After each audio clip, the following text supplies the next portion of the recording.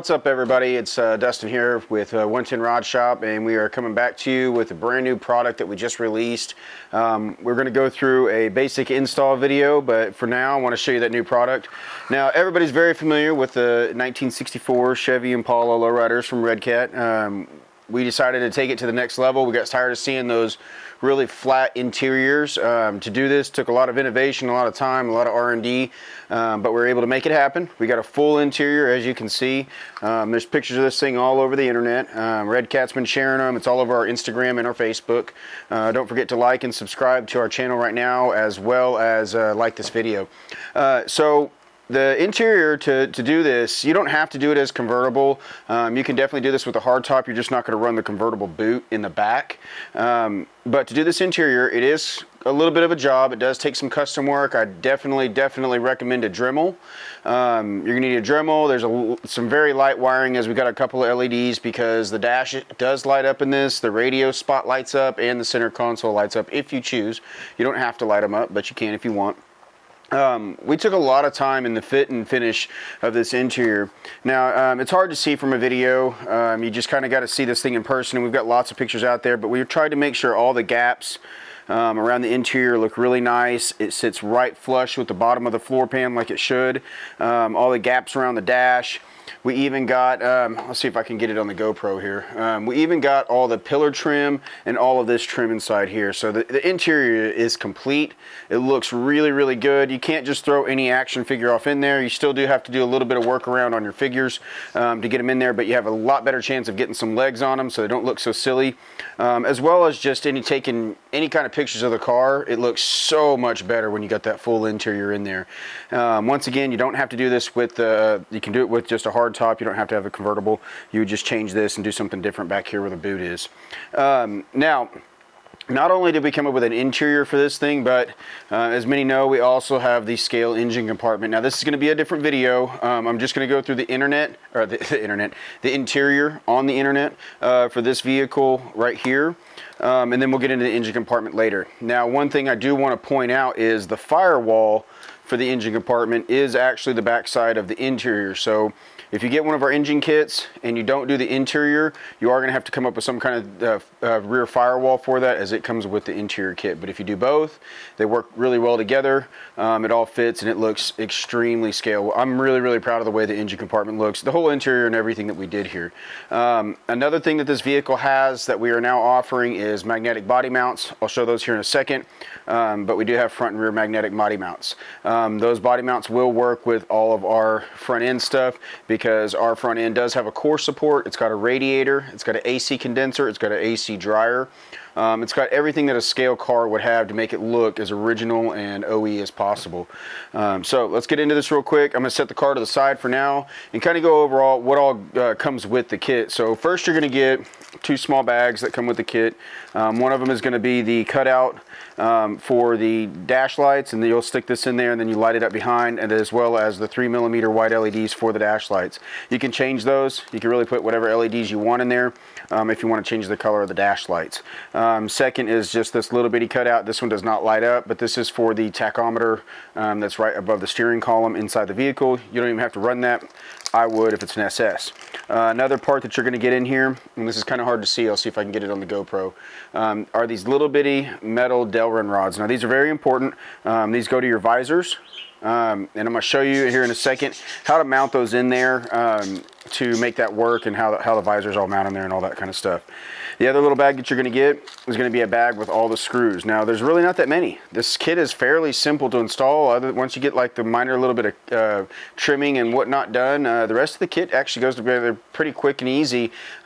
We find that the biggest challenge in this interior is really just painting it and making it look exactly like you want it. I'm going to show you another interior that we're working on right now for James Cole, for one of our sponsored drivers. He's a good friend of mine, and we're building him a really nice looking green 64 that you're going to see some parts to here in a second. Now, back to the hardware. This screw package, it's got this little bitty card in here, and it gives you a really basic rundown of which screws go to which part of the interior. So like the rear seat, the floor, that kind of stuff. It doesn't tell you exactly where they go, obviously, but it does tell you which component they go to, and there's not that many, and I'm going to kind of go over that it's all relatively self-explanatory, especially once I show you how the interior mounts and how it fits in the vehicle. So interior parts. Now when you get the kit, you're going to get all of our parts. Now we didn't dye any of these parts. None of these parts are painted. Our parts are SLS prints, so they take paint very, very well. You can spray paint. We used actual automotive base on all this red interior, and I sprayed straight base. Now, if you get on our Instagram or our Facebook and you pull up some of the pictures of this vehicle, or even go to our website and see some of the pictures that we have on there, you can see very close-up pictures of the interior and realize that I did not do any sanding or prep work really to any of these parts before I painted them. I did that on purpose because a lot of people with normal typical 3D prints, you got to do a lot of prep work to get a nice, smooth, clean finish. With our parts, you don't. You can actually just paint these right off the bat. You can glue felt, you can do whatever you want to the floor to make it look really scale, but you can do all of that stuff to our parts with no problem. Now, first things first, I'm going to show you the part I'm showing you right now. This is obviously the floor. The floor has the foot pedals built into it, and if you'll notice, it's very notched out right here for a very specific reason. All of these notches are specifically there to make sure that we can accommodate for the floor and the motor and that famous transmission that we're going to get into here in a little bit, the big mystery. Part of the interior that you're going to get is going to be the firewall. Now this piece does mount here. It comes with a hardware kit. There's some countersunk screws. They're M3 by 6mm countersunk screws that are going to go in here and hold these two pieces together. One of the cool things about this kit is that it comes in so many pieces, and I tried to divide the pieces up to where you can paint them, trim them, do them however you want to do. In some situations, like the way that the seats are done, we made these so that you could actually have these wrapped. We really wanted to give a solid platform for everybody to start with, right? You know, give you that just solid base, and then just take it from there. You can cover the seats, you can not cover the seats, you can do different paints, all kinds of different cool stuff. So I'm really excited and hopefully we'll get to see some really cool stuff here soon. But that's going to be your firewall and your floor, and you'll bolt those together and get those going. Sorry for the birds in the background if you can hear those. Next is going to be the door panels. So these door panels are pretty detailed. They got all the trim, all the chrome pieces, all that kind of stuff. If you can see those in the GoPro, we'll switch angles here. And you can kind of see the mounting holes and whatnot, the chrome little handles. You can see all of those parts detailed in my car. As you can see here, you know, and those, it's really cool. You can detail paint anybody that stuff. A lot of people use the chrome pins, whatnot. So those are the door panels. Got your floor. Next is going to be the dash. Now the dash is very scale looking. It looks just like the original one. It fits in there. It mounts from the sides. Now if you notice, none of the trim pieces are in here. Those come on our parts tree. Now this is something that we've just started doing with a lot of our newer kits to try to make it easier for us on inventory, as well as just making sure that you've got all the parts you need and making it easy for you to see what you have and not lose anything when you pull it out of the box. Lots of little pieces here. It just makes it easier for us. So with these parts trees, you're going to actually just go in and cut these little pegs off. I tried to put all of the mounting pegs on the parts tree to where once they're cut off, then they're not in spots that are shown or typically seen, so you don't have to worry about too much finish off there. On this parts tree, you're going to get a lot of cool stuff. You're going to get your radio bezels, your steering column, which does accept any of the Redcat steering wheels, or anybody that makes a steering wheel for the Redcat. It mounts the exact same way. You'll retain your steering wheel. You're going to see your visor, your trim panel where the visor goes, the two visors. I'm going to tell you a little secret about those in here in a second. And you got your servo. When we relocate your servo, I've got a new servo horn here that we made. You don't have to run ours. You can absolutely run a metal one. If you get one of the kind of the same dimensions and whatnot, you can definitely still run a metal one as long as it's short and it's the same dimensions as this one. You can definitely run a metal one still, so if you want to switch and not have the plastic. You got your convertible boot here, both your visors, your window trim pillars. These are the rear mounting brackets. You've got this little bezel here that goes behind the dash to put the lights in and light the dash up. You've got your center console, the steering column gauge, and then these are the two front mounts for the setup itself. Now, on our early release kits, we were having some issues with this trim bezel, and this goes inside the dash, but we've included in your hardware kit If you're one of the early editions, you'll get one of these different ones. It's a version 2, it's a little bit thicker, so you can disregard this one if yours has that on there. But that's not too big a deal to pay attention to, okay? So that's the parts tree. Next is gonna be this bracket here. Now this is your servo relocation bracket. Yeah, I got one right here. This is one that we've got for the green Impala, and you can kind of see how your servo's mounted in there. Now, you can cut the top ear of the servo off. You don't have to. It will fit. The valve cover actually fits kind of right here on the motor. But I do it just to make it a little bit easier. But you don't have to trim that corner off. This will accept a little bit bigger, deeper of a servo, not necessarily bigger in housing. So this is made for the factory size servo housing. But from what I understand, a lot of the super pumps and the bigger servos will fit in there. As far as linkage goes, you're just going to take your 2 links off of there and then run a little grub screw in the middle of them to make it a very short throw, which is really actually what I've been told a lot better the shorter the throw that you have there. But that's all going to mount inside this bracket, which has 2 screws with it that mounts to factory locations on the floor pan, and we'll get into that in a little bit. Next, you're going to get this little bracket piece right here.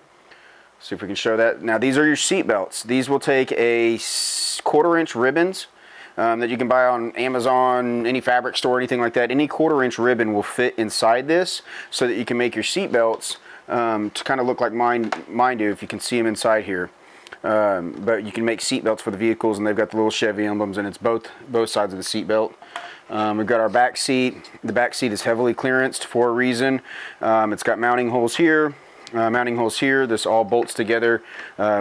Honestly, it's pretty straightforward. I mean, everything mounts from the sides, just like so, and you've got all the screws that go in there to do that. And it's a fairly simple piece to put together. It's pretty self-explanatory. Both your seats mount using flush screws here, and those just mount just like they do there. This is all pretty much bolt together. The only place you're going to have to use any kind of a glue or adhesive is putting in the dash pieces here, and you'll do that. Build the dash out, put your LEDs in there, and then mount the dash inside the vehicle like that, and then kind of run your wiring from there. What else do we got? We got the front seats. Okay, now we have the part that makes all of this work. Now, it took me a lot of time in R&D to get this done, but having the motor relocation is key to being able to have a really awesome interior. That's one of the biggest hurdles in building a cool custom Redcat lowrider, is that giant motor that's mounted way up high in the back of the vehicle. Now, before I show you mine, I want to show you a stock unit. This is a stock vehicle. It's got the stock chassis on it. As you can see, the motor mounts right here and sits right about where that back seat does. Now, what we did was we kept the same relative factory mounting location here, but we changed up the transmission and we flipped the motor around. Now, the way that we did it, I'm going to pull my body off. Now, once you have our kit on there with the engine compartment, you're going to want to pull the back of the vehicle off first. Go ahead and pull this off, set it aside. Okay. Now, real quickly, I'll show you how the interior mounts. The interior is going to mount right here. I'm going to include this on the instructions on the video. You'll see it pop up, but it's going to be 36 millimeters back, 10 millimeters up from the bottom, and that's where you're going to place that hole. Or you can simply line it up, eyeball it. It's relatively easy, but this bracket will sit in here and you'll drill that hole there. The rear, using the rear mounting brackets, these will mount to the back where the wire channels go typically. Those go to the factory holes, and that's really it as far as mounting it. We'll go ahead and pull. If you don't have some, we do have 110 Rod Shop toolkits available online. So I'm going to go ahead and pull this interior off.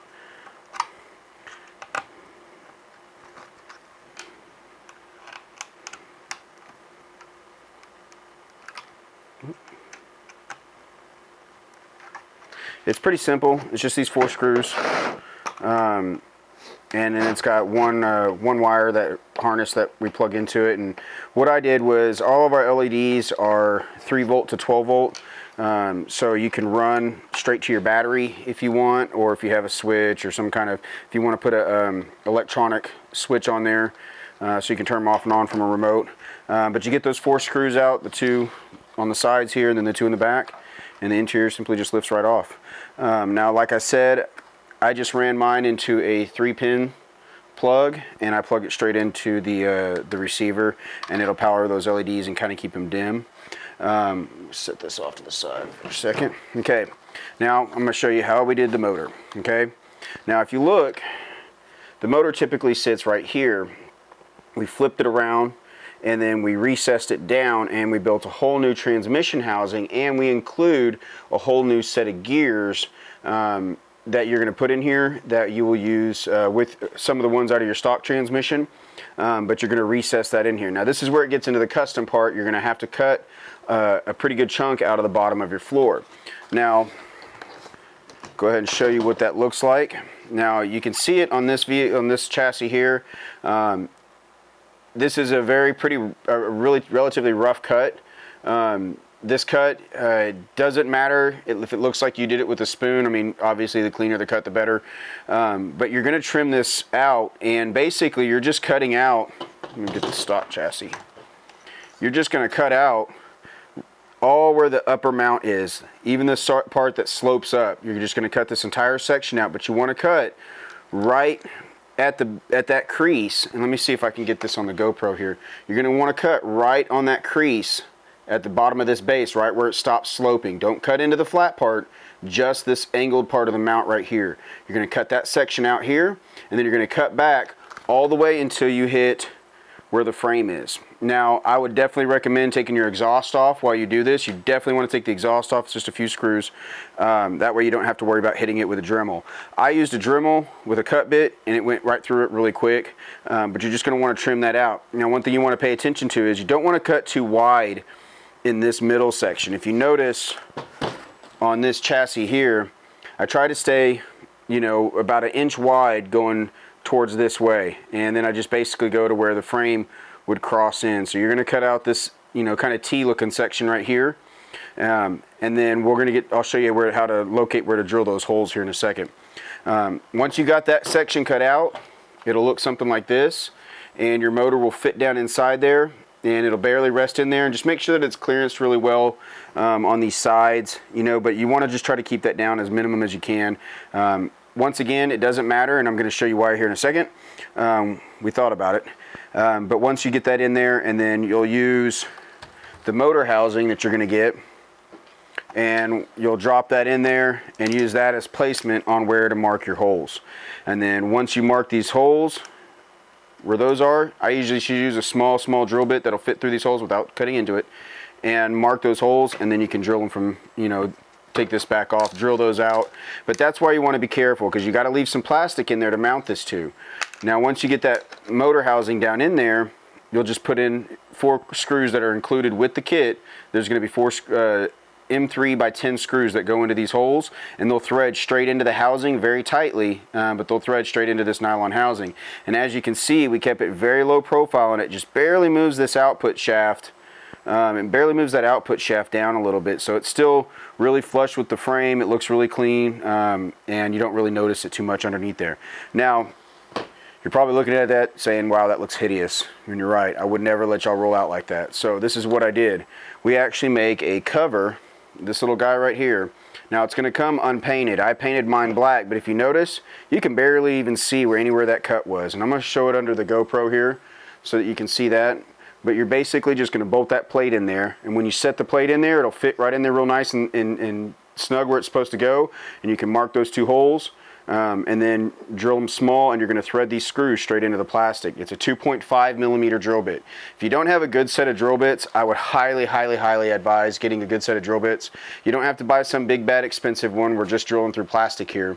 Amazon's got like a 50-bit drill bit kit. It's 50 different ones, from really small all the way up to, you know, I think 1/4 inch or so, and I believe it's less than $20. So I would absolutely advise getting a really, you know, a pretty extensive drill bit.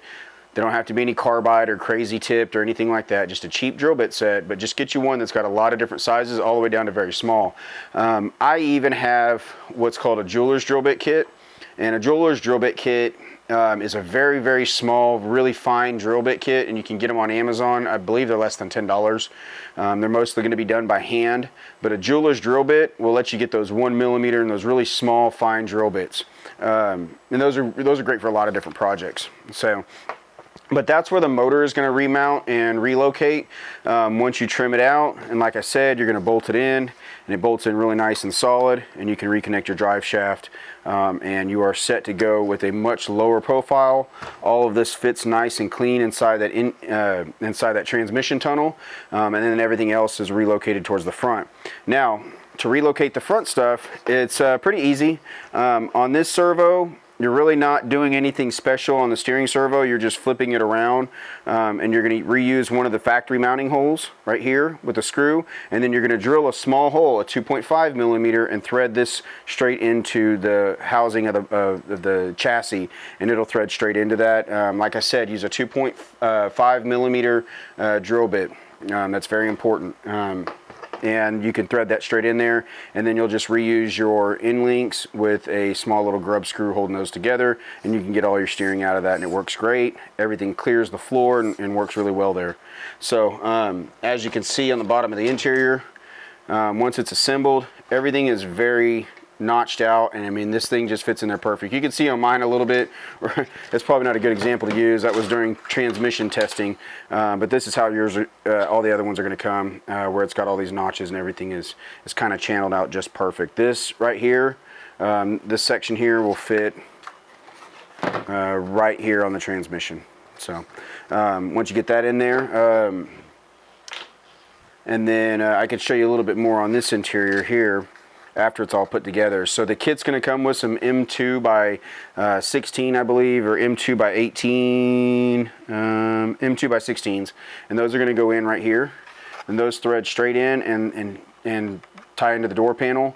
You've got your 4 screws that hold these 2 pieces together down here, and then you're going to have the side screws. Now, this interior right here shows the side mounting brackets, and those are going to go all the way through this bracket. It's an M3 by 18 that's going to come in your little screw kit, and it's just going to thread right into the side of the dash right here into these holes, and so that makes it pretty easy to line up. Once you start putting it together, you'll see it's fairly easy to line all that stuff up. One important thing is on your console, when you go to mount your console, make sure you got the right screw. There's going to be one single M3 by 4mm screw. It's a little bitty short button head screw, and it goes in right here. And make sure you're using the right screw. If you don't and you use the wrong screw, it will mess up your console and poke that screw out this side. So make sure you're using the M3 by 4, which is the only really short screw inside here. And that goes in right there. And then as you can see, it's just a matter of putting the right screws in here. You've got a couple of M3 nuts that bolt the back seat stuff together. Same with the back seat mounts. You're going to have an M3 by 20 that goes all the way through them. And you put a nut on the back side and cinch those down. You can leave these a little bit loose if you want. It doesn't really matter, but definitely make sure that they're a little bit looser when you go to kind of fit it in there, because if you tighten them down and they're bent down like that, it's not going to let the body sit down. So you want to make sure those are pretty level when you go to bolt that in. And then the interior is just going to drop in, and you're going to bolt in the back, you're going to bolt in the front, and that's pretty much it as far as installing the interior. It's like I said, it's a pretty straightforward process. I think the biggest mystery to this whole situation was the servo relocations and then the motor relocation. Real quickly, I'll show you what the motor is going to look like when you get it. The motor is going to come in its own little kit, and you're going to grab that motor, and it's going to have some 1.5mm screws in it. We'll take those out. I've only got one in here on this one, just so I can take it apart faster. When you pull it apart, it's going to have some of these little pins in here and some little gears. Now the smaller gear goes on the shorter pedestal right here. So it goes in first, like that, and then this other gear goes in on top of that. It's going to be all pre-assembled, so just pull it out, put it back together the way that you found it, the way that you got it in there. And if you have questions about any of this stuff, you run into any problems, you can always hit us up on Facebook, or message us on Facebook, and we'll try to, or email us, and we can get back to you. But that's what you're going to see when you get the transmission housing. Now, the actual build of it you're going to take one of the bearings out of your original transmission and you're going to pop it in the housing right there on the lid, right? And then you're going to take your output shaft, which is this little gear here, and you're going to put some grease. Our kit does come with a little bitty grease packet. You'll see it look like this. You just tear it open. It's a one-time use. And you'll just put some grease in there and then that'll pop in there. Now as far as the motor goes, you're going to reuse your factory motor and you're going to pop the gear off. There's a plastic gear. Now just be careful, just use a small pair of pliers to pull that gear off. It's just pressure fit on there and you're going to pull that gear off. You don't want to pull too hard, just kind of just slow and steady and it'll pop off. Once you get that gear off, our kit's going to come with a very small 12-tooth brass gear. Now this brass gear is just pressure fit on, just like your original one, but it's brass, and so when it goes on, it is on there really stout. You don't have to. I've put this thing through a lot of different times, or a lot of different trials, and making sure that it works well, and it did. So once you get that brass one on there, now it's really important when you're putting that gear on there. The shaft for your motor goes from this side, goes all the way through to the back side of the motor. So whenever you go, if you're going to hammer that gear on there, make sure that you're supporting the shaft, not the bottom where the wires are. Make sure you got that shaft supported if you're going to hammer on it from this way. Okay, but you're going to get that gear on there, and I'll get it in the GoPro up here. That gear is going to be pushed down until it's flush with the top of the motor shaft. So you get that motor shaft on there, you're going to put it in there, use your the screws that came with your motor on your factory transmission, they'll drop right in there, and then you just drop the small gear, the medium gear, and then you're going to put your output shaft in like so, and then you will put your bearing in there, and then line that up like this. Just like that, and it's got a little groove it fits in there, and then put your 4 M2 screws back in there, and Bob's your uncle, and you got you a transmission relocation kit, right? We do provide all those gears on the inside, like I said, the brass, the other 2 gears, and then you'll reuse the rest of the gears out of your original motor. Okay, so that is the motor transmission relocation. That is the front hop servo relocation, as you can see here. And if you really want to go crazy hopping and you feel like that bracket's not mounted all the way with those 2 screws, we did leave it open to where there's a little bitty hole right here that you can actually put another screw in from the bottom. We never found it was necessary. This thing still is just as reliable as it was the day we bought it. And what's really awesome about our interiors, because it has all 4 mounting points, because it is SLS printed, and everything is so bolted together, not a lot of glue or crazy arts and crafts going on there, this thing is solid. Like, I mean, very solid. I've flown all over this country with this thing in my backpack or my luggage, and haven't had any issues. You can hop it, you can do everything. Like, it's pretty remarkable. The other thing too is it's not really ridiculously heavy. I mean, don't get me wrong, it's a printed interior, but it's not really that heavy, so you don't really have to worry about losing too much of your hop. These, once again, you know, we're not really building these for competition hop vehicles. These are more or less for your cruisers, and most of your general population on your cars and whatnot. So, but that's our interior kit. That's how it bolts in. On the the visors. So one of the things that I want to show you on the visors is, once you remove these visors from here, there's a hole that goes all the way through the middle of that visor. Now it's a 1mm hole. If you don't have a 1mm drill bit, you're going to have to use the Delrin rod, these little rods, the metal rods that come, wires that come with it, and either put it in the end of a drill or just sit there with your hand and spin it, and you're going to have to clean the powder out of there. It's just loosely packed powder in there. With the parts tree and just production, it's not feasible for us to do, but it's not very hard to do. Once you get that cleaned out, these will just simply set on here, and the pin goes through this part right here, and then it'll stick inside there, and that will allow your visors to flap just a little bit, just enough to where when you're bouncing, they're not always falling down. I designed them purposely so they won't fall down, but yet you can still move them to make it kind of mimic the scale look. So that is most of the interior. Now on these pieces here, real quickly, I just used 1/4" double-sided tape. It's available anywhere, any auto parts store or Amazon, anything like that. I just used 3M 1/4" or double-sided tape, and it fits on here perfect. And then on the back side right here where the pillars are, that worked out really well. It's super easy. Didn't have any issues there. You can see our rear magnetic mount that we have back here, and it's honestly almost identical to the factory mount, and it mounts in the exact same spot. as well as our front magnetic mount. It will mount to the original spot. It's very similar to the original one, but it allows you to put the magnets on here, and then of course there's a plastic mount that goes underneath those in the back here to keep the magnets look good and not have anything visible that doesn't look scale showing from the bottom. And that pretty much wraps it up for our interior. Once again, I'm not going to do a full install. We're going to leave that up to some of our creators out there and some of our customers, and see how some of our fans come up with some really cool ideas. I'm really looking forward to that. So if you get one of our interior kits and you do it up really nice, we would love to, absolutely love to see some pictures and some different stuff and some different ideas, and see what people can create with this really awesome platform. Stay tuned for our next video. It's going to show our install of I'm going to go over our engine compartment kit and kind of how that works and all the little details about that, and then kind of how both of them mash together. We'll probably have a lot more videos coming out on this. I know that we want to make a lot more videos as we build some different interiors. We might make some different stuff. We don't know. We're going to change it up a little bit, and we really want to do a trunk setup, but we got to first figure out battery situation, because as we relocate and move everything around, we are quickly losing room for some batteries. So thanks for tuning in. Thanks for everybody's support all the time. Reach out to us if you have any questions on any of the interior stuff, or during the video, or I mean during the install. If you have any questions like that, you can always reach out to us. We'll try and include any, or give you any details or any tips that we can. So thanks for joining us, and really appreciate it. See you soon.